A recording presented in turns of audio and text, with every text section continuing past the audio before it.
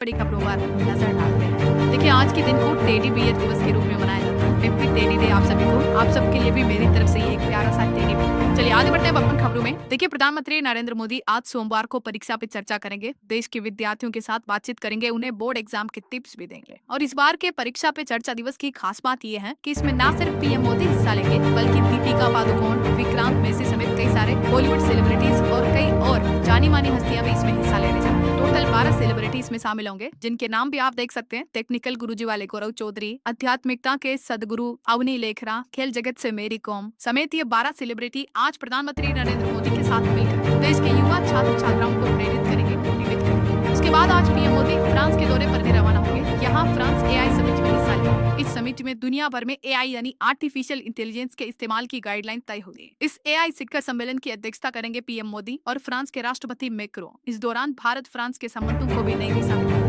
आज 10 फरवरी की शाम तक फ्रांस के पेरिस पहुंच जाएंगे पीएम मोदी। 10 से 12 फरवरी तक फ्रांस में रहेंगे। उसके बाद वहीं से डायरेक्टली अमेरिका का दौरा भी करेंगे। फिर अमेरिका के नए राष्ट्रपति डोनाल्ड ट्रंप से मुलाकात होगी। 12-13 फरवरी को पीएम मोदी अमेरिका में रहेंगे। चलिए आगे बढ़ते खबरों में। देखिए, महंगाई पर एक बड़ी खबर आ रही। आम लोगों को झटका लग सकता है। बिस्किट से लेकर फोन टेरिफ यानी मोबाइल फोन के रिचार्ज प्लान तक महंगे हो सकते हैं, क्योंकि बजट के बाद अब कंपनी की तरफ से इस तरह के संकेत भी मिल रहे हैं। कंपनियों का कहना है कि कीमतें बढ़ाना जरूरी है। वहीं खेल जगत से बड़ी अच्छी खबर आ रही। भारतीय पारंपरिक खेलों को भी अब नई पहचान मिलेगी। साल 2036 तक ओलंपिक में शामिल होंगे भारत के कबड्डी, खो खो और योगा वगैरह भी। सरकार ने ये भी प्लान बनाया है। चलिए खबर है, देश के रेल मंत्री अश्विनी वैष्णव ने बड़ी सौगात दी है। उत्तर प्रदेश गोरखपुर से बिहार पटना तक चलेगी नई वंदे भारत ट्रेन और यहाँ आरओबी का उद्घाटन भी किया रेलवे मंत्री। आरओबी यानी रेलवे ओवरब्रिज का लगभग 100 करोड़ की लागत से बेतिया में छावनी ओवरब्रिज का रेल मंत्री ने ये लोकार्पण किया। और गोरखपुर पटना के बीच अगले 3-4 महीनों में ये वंदे भारत ट्रेन सेवा भी शुरू हो जाएगी, है ना। चलिए अगला अपडेट देखिए। श्रद्धा वालकर के पिता की हार्ट अटैक से हुई मौत। बेटी का अंतिम संस्कार भी नहीं करवाया, क्योंकि केस के चलते उन्हें अस्थियां भी नहीं मिली।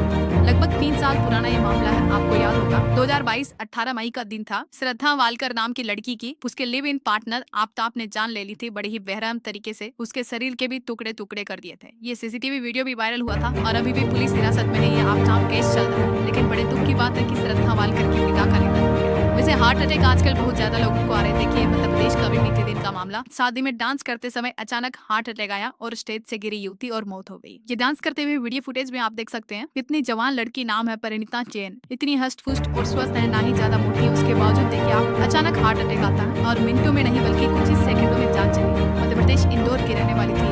चलिए बड़ी खबर आ रही है। मणिपुर राज्य में बढ़ती हिंसा के बीच अब मणिपुर के मुख्यमंत्री एन बीरेन सिंह ने इस्तीफा दे दिया है। दिल्ली में उन्होंने गृह मंत्री अमित शाह से मुलाकात की और उसके बाद ये फैसला लिया। आपको पता होगा मणिपुर राज्य में पिछले 21 महीनों से हिंसा जारी है। 2 साल होने को हो गए। अब तक इन महीनों में मणिपुर में 200 से ज्यादा मौतें हुई, हजारों लोग बेघर हो गए और उसके बाद आखिरकार मणिपुर के मुख्यमंत्री बीरेन सिंह हार मानकर इस्तीफा दे दिया। कांग्रेस बोली कि सब कुछ बर्बाद हो जाने के बाद इस्तीफा लिया। चलिए अगली खबर देखिए। साल 2030 तक 103 अरब डॉलर तक पहुंचेगा भारत का सेमीकंडक्टर बाजार। पीएलआई योजना से इसको बढ़ावा मिलेगा। भारत में सेमीकंडक्टर मार्केट तेजी से ग्रोथ कर रहा है और अब केंद्र सरकार जो पीएलआई यानी प्रोडक्शन लिंक्ड इंसेंटिव स्कीम ला रही है, इससे इस मार्केट को और ज्यादा बूस्ट होगा। वहीं और दूसरे क्षेत्रों में भी एफडीआई यानी फॉरेन डायरेक्ट इन्वेस्टमेंट यानी विदेशी निवेश को बढ़ाने के लिए भी सरकार कुछ नए बदलाव कर रही है। सरकार का प्लान है कुछ क्षेत्रों में नए नियमों के जरिए और ढील दे सकती है कंपनियों को, ताकि ज्यादा से ज्यादा विदेशी निवेश भारत में आ सके। एक सरकारी अधिकारी ने ये ऑफिशियल जानकारी भी शेयर की, देख सकते हैं। चलिए बड़ी खबर देखिए। छत्तीसगढ़ के बीजापुर में 31 नक्सली ढेर हुए। हमारे 2 जवान भी शहीद हो गए। एक बार फिर से नक्सलियों और जवानों के बीच ये मुठभेड़ हुई। 31 नक्सलियों की तो डेड बॉडी रिकवर हो चुकी है। 2 जवान शहीद हुए, 2 जवान घायल भी हो गए। बीजापुर में इंद्रावती नेशनल पार्क एरिया में यह एनकाउंटर हुआ। इसी साल 2025 में हुई कुछ बड़ी नक्सल घटनाओं की जानकारी भी आप देख सकते हैं। गृह मंत्री अमित शाह का कहना है कि साल 2026 तक नक्सलवाद को पूरी तरह से खत्म करने का संकल्प ले लिया है। वो बोले कि अब किसी भी भारतीय की जान नक्सलियों की वजह से नहीं जाएगी। चलिए खबर है, देश के रक्षा मंत्री राजनाथ सिंह कल 11